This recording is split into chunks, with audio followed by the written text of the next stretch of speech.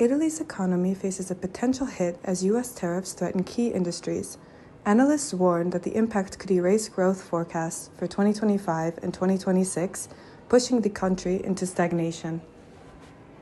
Oggi 2 aprile è l'annunciato giorno dell'introduzione dei dazi che l'America intende applicare.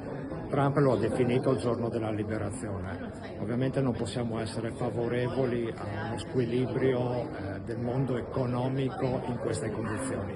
Per la nostra regione l'impatto potrebbe essere di una diminuzione delle esportazioni tra il 15 e il 30% di prodotti chiave come il vino, la pasta, l'ortofrutta.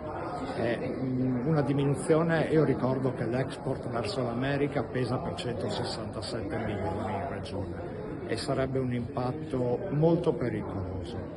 Quindi bisogna pensare ad un'Europa, ad un'Italia che affronti adeguatamente questo impatto economico, ma guardi anche a nuovi mercati che possono essere rivolti al mercato del Sud America, ai mercati emergenti come quello indiano o addirittura quello arabo che dal punto di vista della capacità di spesa e di acquistare prodotti ad alto valore aggiunto possono essere dei mercati interessanti.